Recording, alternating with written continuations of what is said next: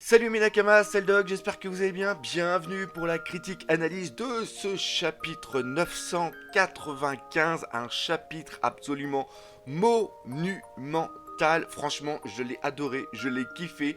Installez-vous bien, mettez-vous tranquille, car cette critique analyse risque peut-être de durer longtemps, je ne sais pas encore, mais tel que je suis parti, je le sens que je vais pas mal divaguer parce qu'il y a tellement comme choses à dire sur ce chapitre. C'est un truc de malade. Avant de commencer, j'ai déjà deux petites infos à vous donner. Première info, mon poteau Lufistude, hop, voilà, il fait des posters comme vous pouvez voir ici sur les Mugiwara, mais aussi sur plein d'autres choses. Donc voilà, je refais une petite pub ici. Vous avez le lien pour aller acheter ces posters sur son site, tout simplement, qui est lefistudeart.com. Et je rappelle aussi qu'il fait des lithos graphique que vous pouvez voir juste là. Il en fait, alors là vous avez deux exemples de One Piece, mais il en fait sur plein de mangas et d'autres animes. Ceux sur les Chevaliers Zodiac et aussi Dragon Ball sont, ma foi, absolument, moi je les adore. Bref, n'hésitez pas à aller le voir et soutenez-le, voilà, c'est très important. Deuxième chose, là on va parler de quelque chose, je tiens à m'excuser, voilà, j'ai lu dans les commentaires qu'il y en a certains qui ont peut-être perdu des décibels suite à ma réaction live parce que j'ai un peu trop hurlé. Mais encore une fois, je ne lis pas avant, je ne lis pas les spoils, je ne suis au courant de rien. On avait aussi une pause et One Piece, pour moi, est presque vital. Vu je vais expliquer un petit peu comment se passent les réactions live. C'est-à-dire que vu la merde qu'on a en ce moment, hein, avec le Covid et tout, c'est très difficile. Enfin, je sais pas pour vous, vous pouvez d'ailleurs le laisser dans les commentaires, mais je sais pas comment vous le vivez, mais c'est franchement dur. Franchement, c'est dur et ça a des répercussions absolument incroyables sur ma vie de famille. Et je sais pas pour vous comment c'est, mais ce chapitre One Piece est un petit peu l'exutoire dont j'ai besoin. Franchement, après la lecture du chapitre One Piece, surtout ce chapitre-là, ça fait vraiment énormément de bien. Donc c'est vrai que quand je lis un chapitre One Piece, c'est vraiment je me laisse aller vraiment à fond. Je vis le truc, donc je m'excuse. Si j'ai pu péter des oreilles à certains, j'essaierai de faire attention les prochaines fois. Mais franchement, ce chapitre était absolument monumental. Ça a été, je peux le dire, c'était l'un des meilleurs chapitres qu'on a eu cette année. Et pourtant, le niveau est vraiment très haut, hein. Le niveau est au-delà. C'est le soleil, hein, comme on dit, mais c'est un truc absolument de malade. Et là, je le vois ici parce qu'on va faire la critique analyse en prenant page par page. Là, j'ai la page de Big Mom qui est en train d'attaquer Marco, ou Marco qui attaque Big Mom. Enfin, la beauté de cette case, allez, c'est magnifique, c'est magnifique. D'ailleurs, mon poteau Lardy est en train de vous faire une colorisation. D'ailleurs, je vais faire ça ici. N'hésitez pas aussi à suivre sa page sur son Twitter. Ce mec-là, il fait vraiment. D'ailleurs, c'est lui qui a. Hop, non, bah non, ils sont pas là. Ah oui, là-haut. Ah voilà, juste ici. Il fait des petits trucs vraiment sympas. Donc voilà, c'est un truc de malade. Ce chapitre était un truc de malade. On a tout eu dedans. On a eu du badass parce que ce chapitre, il est composé pour moi de trois parties. On a la première partie de Big Mom et Marco, avec l'arrivée justement des deux Soulons qui sont Wanda ainsi que Carotte. Ça, c'était la première partie. Après, on a eu la deuxième partie où on est plus dans la scène où il y a toujours ce décompte pour avoir l'antidote et pour pouvoir sauver tout le monde, avec ce qui se passe justement sur Chopper et aussi sur Brook. En plus, ce qui est vachement bien, c'est que j'ai choisi de mettre ce t-shirt là parce que il y a vraiment tous les Mugiwara qui vont être là, sauf Franky qui est juste ici. Franky, on le voit pas, mais c'est vraiment excellent. Donc on a cette deuxième partie qui est là, et après il y a la troisième partie avec un truc génial sur Nami et aussi Usopp. Et les trois parties ont vraiment été à peu près égales au niveau de page. Donc c'est vraiment excellent. On sent qu'on arrive vraiment sur la fin de cet arc. C'est toujours à peu près le même cheminement narratif, mais c'est toujours un plaisir. Et on sent que la tension arrive. On arrive aussi sur ce chapitre 1000. Donc il y a quelque chose qui est en train de se passer au niveau de One Piece. Encore une fois, je ne sais pas pour vous, mais moi, je reprends, j'ai déjà énormément de plaisir à lire One Piece de base, mais vraiment en ce moment, comme quand je dis que One Piece pour moi est une drogue, c'est véritable. Il y a vraiment ce manque. Et quand je commence à lire, alors je sais pas, j'ai jamais pris de drogue, mais j'ai vraiment en moi cette adrénaline qui monte, et c'est vraiment ce chevaucher le dragon, comme on dit. Et ben, en plus là, avec Kaido, c'est exactement ça, chevaucher le dragon. J'ai vraiment l'impression de partir dans ce monde et de m'y retrouver et un petit peu oublier tout ce qu'il y a autour. Donc c'est pour ça que dans les réactions live, je suis aussi fou, et je suis quelqu'un de très très fou déjà de base. Donc voilà, donc c'est pour ça aussi qu'il y a vraiment deux vidéos qui sont différentes. Il y a vraiment les réactions live où je suis vraiment le mec fou qui vit le truc, et après il y a la deuxième, troisième et quatrième lecture, comme je dis, avant de faire cette critique analyse, où la critique analyse, je suis beaucoup plus calme et on va essayer vraiment aller un petit peu dans l'analytique de vraiment tout ce qui s'est passé. Et là où je suis vraiment heureux, c'est qu'il y a des trucs que j'ai dit il y a vraiment très très longtemps, mais l'inconvénient c'est que encore une fois, je fais des théories souvent durant mes critiques analyses, mais je le mets pas dans le titre. Donc pour retrouver tout ce que je dis à une époque, c'est absolument impossible. Ce qu'il faudrait que je fasse, ça serait dire, bah tiens, je fais un tableau où je dis, dans telle critique analyse, j'ai mis telle théorie, et après j'ai juste qu'à reprendre, je fais, ah bah oui, c'est lié à ce truc-là. Parce que ce qui arrive avec Otama, un petit peu, je l'avais déjà raconté, et le truc, par contre, je sais pas si Judgy ainsi que Queen, je l'avais dit, mais je sais que j'y avais pensé. Pareil, des fois aussi, il y a des trucs qui m'arrivent, c'est que je pense à des trucs, j'oublie de le noter, et quand je fais la vidéo, j'oublie d'en parler. Voilà, bah, c'est 36-15 ta vie, j'en ai absolument rien à foutre, mais je tenais à le dire. Bref, après cette putain d'intro qu'il y a eu, on va commencer à parler. On commence par la première partie, le combat entre Marco et Big Mom. Et bah voilà, on le savait tous, obligatoirement dans le Nouveau Monde, les trois empereurs ont toujours combattu les uns contre les autres. D'ailleurs, c'est par rapport à ça, le triangle des forces, et le fait que les empereurs ne s'allient pas permet d'avoir un petit peu cet équilibre, vu qu'ils sont en train de s'attaquer entre eux. Rappelez-vous justement le triangle, l'équilibre des forces, etc., etc. Et donc quand tu vois Perospero qui est en train de dire j'ai failli te tuer à un moment, c'est parce que à un moment obligatoirement il y a eu ce combat. Rappelez-vous aussi que l'île des hommes poissons était sous protection de qui? Et de Barbe Blanche, bien sûr.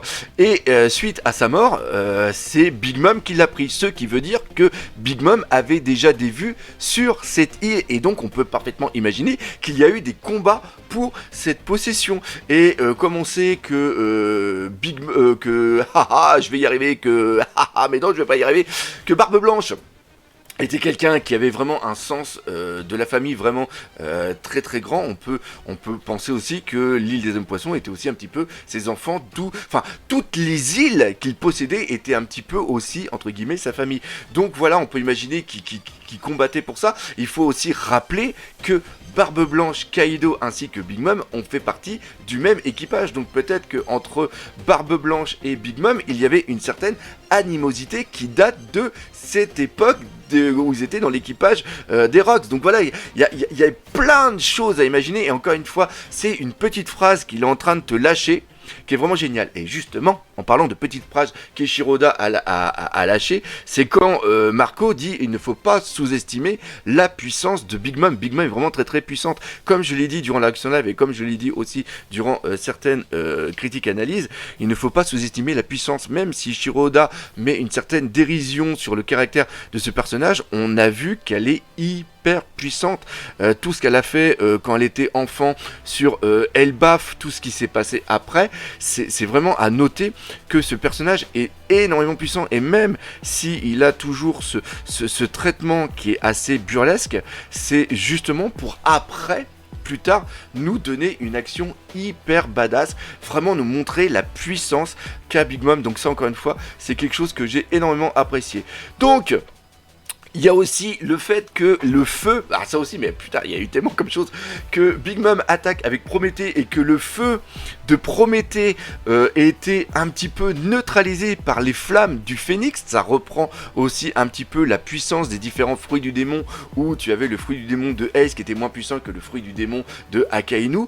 Il y a vraiment cette chose aussi qu'on pensait à cette époque, c'est-à-dire que les flammes du Phénix permettent justement de revivre, de de renaître de ses cendres. Donc il y a une certaine puissance. Et d'ailleurs, à l'époque de Marineford, on pensait vraiment que Ace allait revivre parce que Ace avait le fruit du démon du feu. Et donc on pensait qu'à l'époque, hein, pour les plus vieux, je sais pas si vous aviez pensé ça, mais on avait pensé que Marco, grâce à son fruit du démon, aurait pu injecter certaines flammes du phénix dans le corps de Ace pour que Ace, tout simplement, puisse revivre. C'est-à-dire que le feu aurait redonné vie aux cendres de Ace, mais malheureusement ça n'a pas été le cas, et Ace, vous savez ce qu'il est devenu. Donc encore une fois, on a ici de la puissance qui est assez bonne, mais il y a Big Mom qui s'aperçoit que les flûtes Prométhée ne fonctionnent pas, donc elle l'étrangle tout simplement.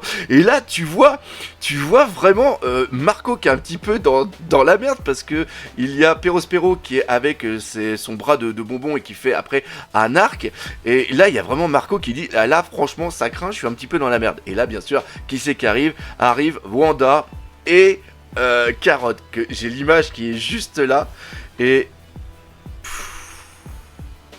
comment voulez-vous que je ne hurle pas en découvrant ça? Mais merde. Mais merde. Je veux dire que c'est de la beauté à l'état pur. En plus, c'est cette vengeance qu'on a au fond de nous. Faut bien se rappeler que même si Pedro s'est suicidé, c'est un peu à cause de Perospero. Donc on en veut à Perospero. En plus, Perospero est vraiment ce personnage qui a été créé, qu'on hait. Tu sais, il y a des personnages comme ça. Barbe Noire, il a beau être hyper intelligent, tout ça. Le jour où il se fera rétamer la bouche, il y a toute cette colère du fait qu'il ait tué Barbe Blanche qui est en nous depuis tant d'années. Quand il y aura cette vengeance, quand on verra Barbe Noire qui sera au sol, eh bien, on hurlera. Je ne serai pas le seul à hurler. Et oui, je vous le promets, je vais hurler. Et là, quand tu vois ça, mais tu ne peux être qu'heureux. Regardez-moi ce dessin. Alors, Wanda, franchement, c'est Carotte. Carotte, elle a un design en Sulong. Je crois que c'est la plus belle des Sulong. Ah, franchement, c'est le design qu'elle a. Wanda, c'est vraiment sympa, mais pas autant que Carotte. Il y a vraiment, en plus, cette Carotte, c'est ce petit personnage qu'on aime bien, tu sais, c'est cette petite sœur qu'on veut protéger, mais à un moment qui devient plus puissante que toi, et que c'est même elle, à un moment, qui va te protéger. Mais je veux dire que c'est une beauté, et ce qui va se passer, c'est que ça, en anime, mon Dieu, mais ça va être tellement magnifique. Donc on a le petit Perospero qui se retrouve au sol. Pareil, autre page où on les voit tous les deux, les Sulong qui sont là, qui disent tout simplement il y a Big Mom qui est en train de partir, et les deux Sulong disent t'inquiète pas Marco, nous on retient les personnes qui vont arriver, parce que oui, qui va arriver, il y a bien sûr le reste de l'équipage qui va être là. Et ce qui se passe, c'est que Marco peut partir, sauf que Marco se retourne et il voit quelque chose. C'est tout simplement ceux qui ont été transformés en démons de glace vont sortir et vont aussi contaminer les autres. Là on arrive sur quelque chose qui est vraiment très important, c'est-à-dire que on va arriver, bien sûr, on va basculer sur la deuxième partie, c'est-à-dire où on va avoir cette quête pour retrouver l'antidote. Est-ce que il n'y a pas un problème au niveau de l'antidote qui est tout simplement dans une petite fiole? Est-ce que la fiole ne risque pas à un moment d'être détruite? Et c'est là où Marco va arriver, parce que Marco, on sait que c'est un médecin, on sait qu'il a le feu, et on sait que le problème, c'est que c'est la température du corps qui baisse, qui transforme les personnes en démons, et une fois que la température va être vraiment à un seuil critique, les personnes vont tout simplement mourir. On reprend aussi les Chevaliers Zodiac avec le combat du Verseau contre Yoga, contre justement son maître qui est Camus, avec le zéro absolu, etc. Donc on arrive sur à peu près une même chose, où on va après avoir que des statues de glace, parce que tous vont être transformés en glace. Et là bien sûr on a le feu de Marco qui peut être un élément déterminant pour créer un nouvel antidote si jamais Chopper n'arrive pas à en faire un, chose que je n'imagine pas. Mais ça reste comme ça. Pourquoi je l'imagine pas? Parce que ça serait un fail de l'utilisation de Chopper. Chopper qui est aussi transformé en démon de glace.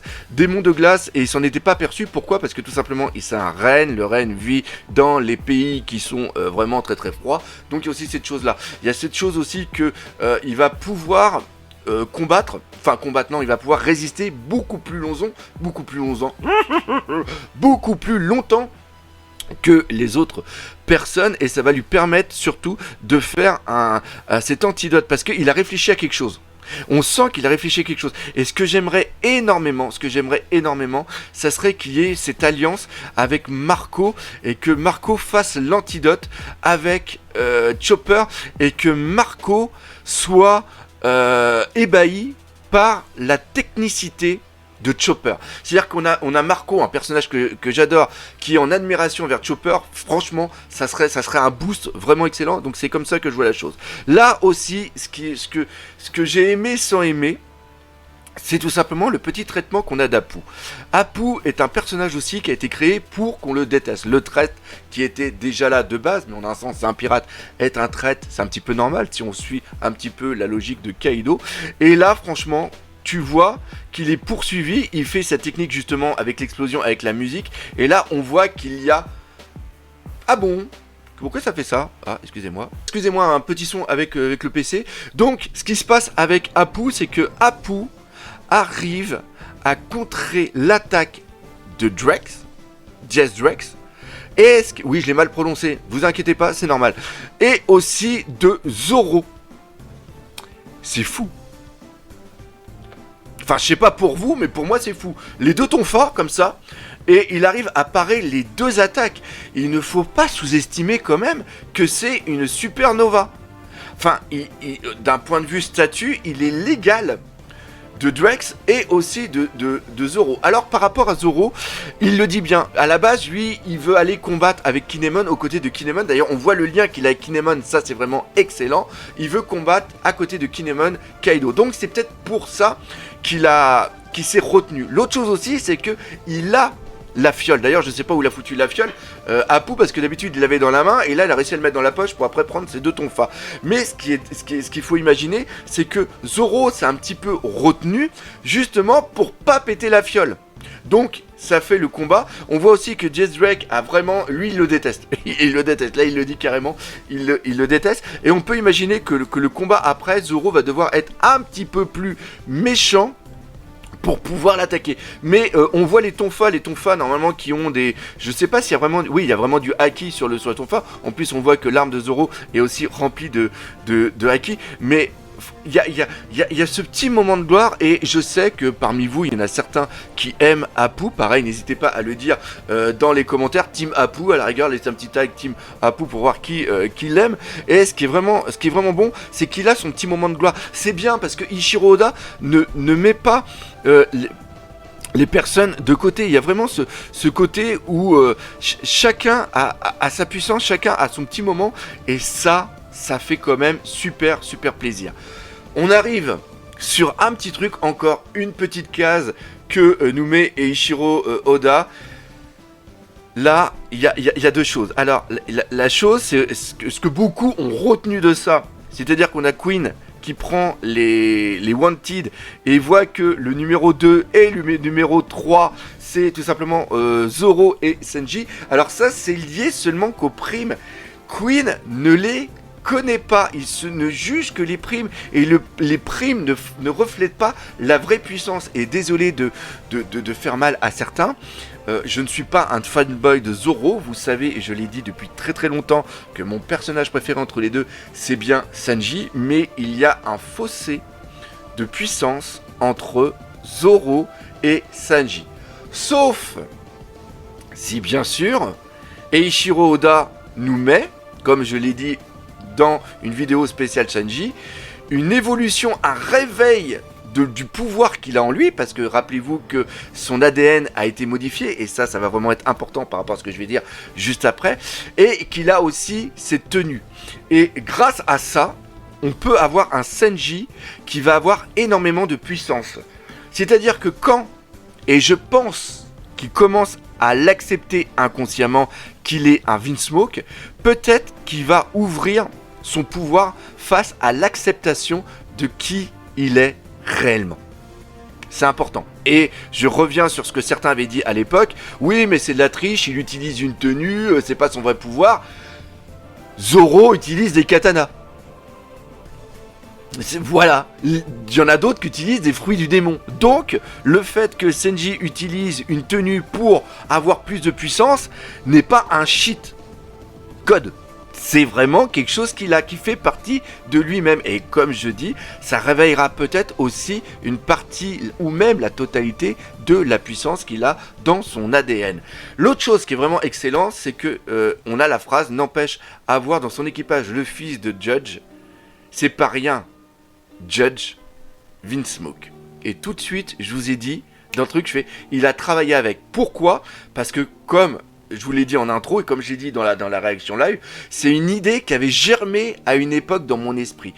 Et quand j'avais fait cette recherche, je m'étais dit, Queen, toute la technique qu'il a au niveau de la création des virus, j'y ai pensé, c'est au moment où Babanuki envoie comment ça s'appelle ? Non, même pas, c'est quand on a les balles et aussi quand il y a le virus qui est vraiment parti. Je me disais dans ma tête, Queen est vraiment super bon parce qu'il arrive à modeler un petit peu de l'ADN, à créer, à faire muter certains virus, et ça c'est vraiment très très important, et c'est une technicité que seul Judge avait réussi à avoir parce qu'il a transformé l'ADN de ses enfants. Et donc je me suis dit, ils ont peut-être dû travailler ensemble sous les ordres de Vegapunk, parce que Judge, quand il explique c'est pas Judge qui l'explique, c'est le troisième fils, comment il s'appelle, le quatrième fils des Vince Smoke, Youngji. Quand Youngji parle justement à Sanji, qui lui fait voir le laboratoire, il lui dit bien qu'il y a eu une modification au niveau de l'ADN, et il explique vraiment le cheminement qui a mené à ça. C'est-à-dire que il a travaillé sous les ordres de Vegapunk. Vegapunk avait fait des recherches avec lui sur l'ADN, mais les recherches ont été annulées. Pourquoi ? Excusez-moi. Parce que le gouvernement mondial a eu peur et a interdit la suite des recherches et a démantelé ce groupe de scientifiques, en a pris une partie, ceux qui voulaient, pour après aller à Punk Hazard et pour pouvoir créer tout simplement des choses pour le gouvernement mondial. Ça, le démantèlement et les recherches qu'il y a eu sur l'ADN, c'était bien avant que Judge fasse les mutations génétiques de Raizo, ainsi qu'après les autres fils dans directement le corps, dans les embryons qui étaient dans la mère de Sanji, si vous vous rappelez bien. Donc ça veut dire que si Sanji a 21 ans, les recherches sont déjà avant 21 ans. On sait aussi que Raizo, elle a été la première un petit peu à servir de cobaye, c'est-à-dire que le poison qu'elle a en elle, c'est son père qui lui a donné, mais pas quand elle était embryon, quand elle était une jeune enfant. On sait aussi qu'elle a 24 ans. De ce fait, on peut dire que les recherches ont été faites avant 24 ans. Ce qui nous donne une possibilité de recherche de Judge avec Vegapunk, si vous suivez bien mon raisonnement, qui date d'au moins 25, 26, voire même 27 ans, parce que les recherches ne se font pas comme ça en claquement de doigts, c'est sur plusieurs années. Donc, comme on sait, et vous allez suivre, hein, le raisonnement est peut-être un petit peu dur, je m'excuse si j'en perds certains ici. Comme on a vu dans le flashback d'Oden que Queen était déjà présent il y a 20 ans lors de la chute des Kuzuki, ça veut dire que il était avec l'équipage de Kaido, et donc si il a fait partie des scientifiques Queen avec César, avec Judge, avec Vegapunk, c'est quelque chose qui doit être encore antérieur. Et justement, vu ce que je vous ai dit juste avant, de savoir que d'après déduction, les recherches sur l'ADN, les recherches scientifiques tout simplement qui ont été faites, datent d'il y a plus longtemps, c'est-à-dire, comme je vous ai dit, 28, 27, 28 ans, eh bien, on peut imaginer que Queen est rentré dans l'équipage suite au démantèlement du gouvernement mondial des équipes de scientifiques qui a à peu près lieu il y a 25 ans. Parce que c'était avant la naissance, enfin avant les trucs qu'il y a eu sur Raizo. Enfin, je sais pas si vous suivez la logique. Donc, c'est-à-dire que, où je veux en venir ? Je veux dire que la théorie comme quoi Queen a travaillé sous les ordres de Vegapunk est totalement possible parce que chronologiquement, elle a sa place. Donc voilà, encore une fois, les commentaires sont là pour ça, pour valider, ou sinon dire que j'ai dit une connerie. Et d'ailleurs, parlons de conneries, vous avez quand même été pas mal à dire que j'en ai fait une au niveau de Tama. On va revenir juste un petit peu après. Une chose qui est vraiment aussi importante, c'est de s'apercevoir que Brook est insensible au virus et il maîtrise aussi la glace, ça il ne faut pas l'oublier. Donc en quoi c'est important de mettre ça ici? C'est tout simplement qu'il va être le dernier rempart pour la protection de Chopper quand il va faire le vaccin avec ou sans Marco, comme je l'ai dit en début de vidéo. On a aussi notre petite Robin qui est ici, mais malheureusement, elle ne fait pas grand chose, et ça, je trouve que c'est bien dommage. On arrive maintenant sur les deux derniers Mugiwara qui vont parler. Avant ça, pour toujours pareil, je vous fais ça vraiment de tête. La théorie que j'ai faite, qu'il y a un étage par un étage qui se fait à chaque épisode. Je vous l'ai dit en fin de réaction là, je me suis dit, bah je me suis planté parce que là c'est pas le cas, mais il y en a beaucoup qui m'ont dit dans les commentaires, si Hervé, non, le doc, il y a une petite case où justement on voit Luffy qui court avec Sanji et Jinbei qui envoie valdinguer d'ailleurs un panda avec le mec, je vous mettrai là, vous regarderez la case où elle est, vous verrez la tête du mec qui a le smile du panda, encore une fois, du grand Eiichiro Oda. Et donc on les voit, donc oui, encore une fois, bah, ça valide un petit peu. Il y en a beaucoup qui disent non, ta théorie se valide quand même, donc on peut quand même continuer. Donc on arrive enfin sur la dernière partie où on a ce combat entre Ulti, Page-One et Usopp et Nami. Franchement, très très fort. On a le combat de Ulti avec justement Usopp. Usopp, il envoie des attaques.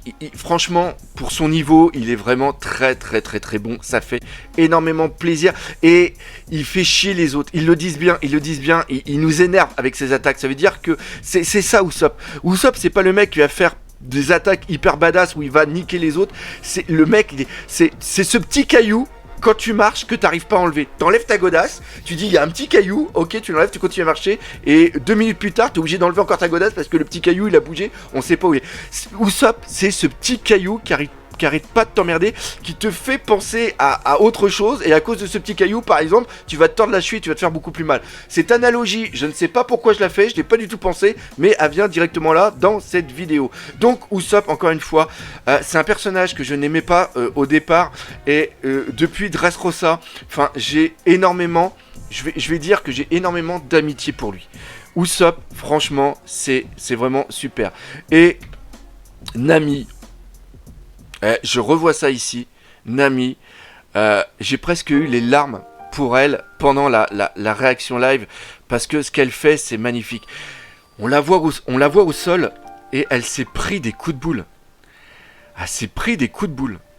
Franchement, elle a morflé. Et quand je vois dans certains commentaires de mes vidéos en disant ouais, ils sont nuls et tout, ils servent à rien, taisez-vous. Je suis désolé de dire ça, mais taisez-vous. Le traitement est superbe. Ils ne sont pas là pour détruire des personnages.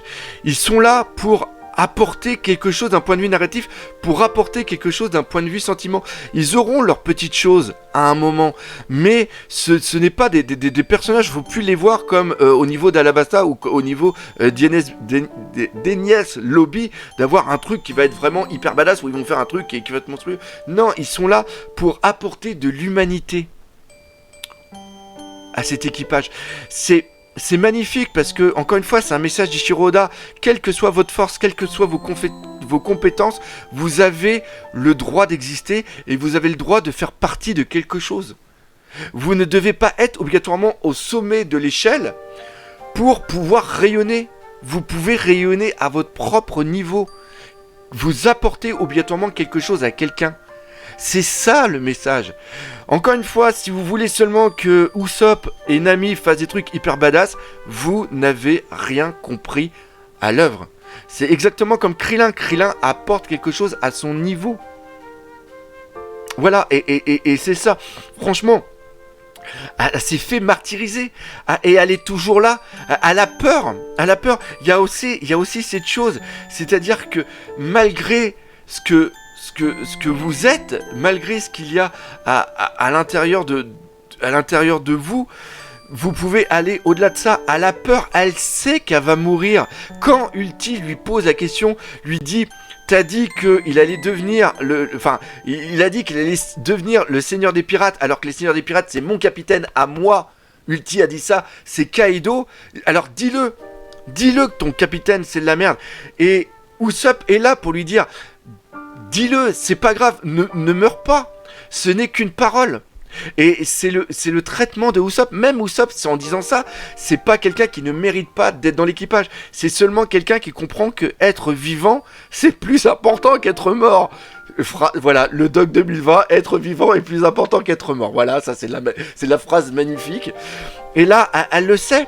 Elle le sait qu'elle va mourir. Et elle pleure. Au fond d'elle, il y a cette partie consciente qui dit « Mens pour vivre ». Et putain, j'ai presque les larmes à le dire, mais et il y a cette partie inconsciente, il y a cette vraie personne, cette vraie Nami qui dit tant pis, il deviendra, c'est sûr, le seigneur des pirates. Et elle le dit pas, c'est pas un dépit qu'elle le dit. C'est vraiment la personne qu'elle est réellement, c'est tout l'amour qu'elle a envers Luffy. Et quand Usopp lui dit mais ne meurs pas ici avec tout ce que tu as traversé depuis le début, et justement si elle a pu s'enfuir de cet arc Arlong, si elle a pu dessiner les cartes partout où elle était, si elle a pu vivre ses aventures, si elle a pu rigoler, si elle a pu pleurer, si elle a pu vivre toutes ces aventures, c'est grâce à Luffy. Je veux dire que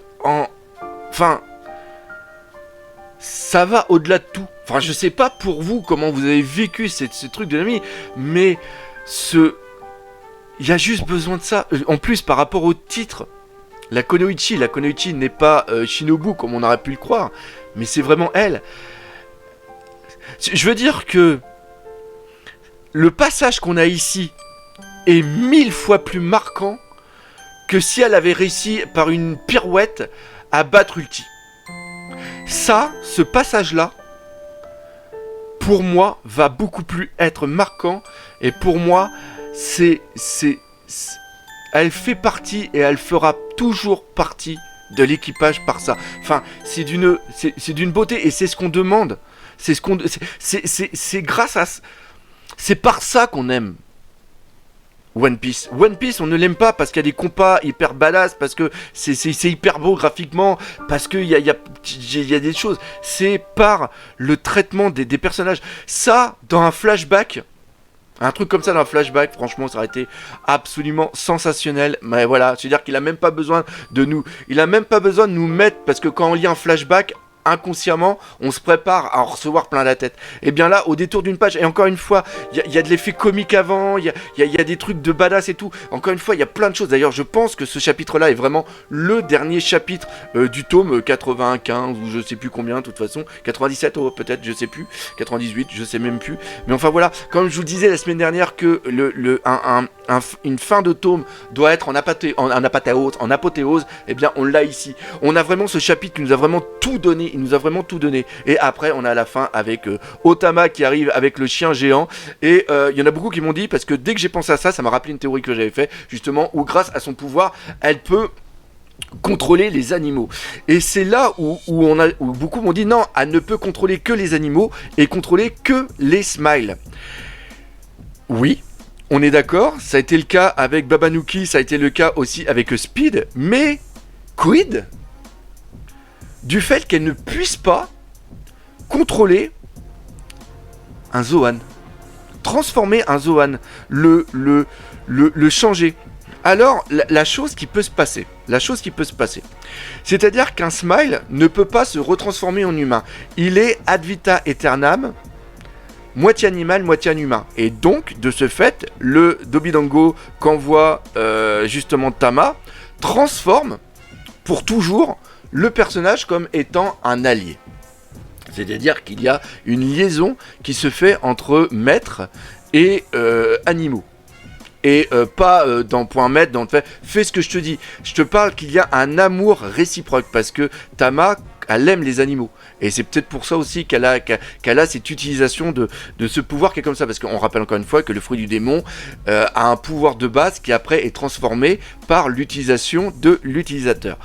Comme ils sont transformés en dinosaures qui sont des animaux, s'ils prennent le Dobbydango, peut-être qu'il va utiliser qui vont être contrôlés. Cependant, vu qu'à l'intérieur, ils ont encore cette capacité à se transformer en humains, peut-être qu'une fois qu'ils sont transformés en humains, ils ne seront plus sous le contrôle psychologique de Tama. C'est là où je vois la chose. C'est-à-dire que l'utilisation de Tama, tant que Eiichiro Oda nous montre pas que c'est impossible, c'est-à-dire qu'il envoie le pouvoir dans la gueule, par exemple, de Page One, et Page One lui dit « Mais qu'est-ce que tu essayes de faire, petite ?» Là, on fait « Ok, il ne peut pas. » Mais tant que ce n'est pas montré, on ne peut pas dire que ce n'est pas possible. Et comme je reviens, ce que j'avais dit très très longtemps, c'était que Usopp, vu qu'il peut attaquer de loin, et bah bien sûr, il pourra sûrement attaquer et transformer tous les Smiles, au moins, parce que les Smiles, on en est sûr, comme étant des alliés. Et ça peut être fou, parce que grâce à ce pouvoir, Kaido peut perdre la base de ce qu'il voulait, c'est-à-dire avoir un équipage de bête.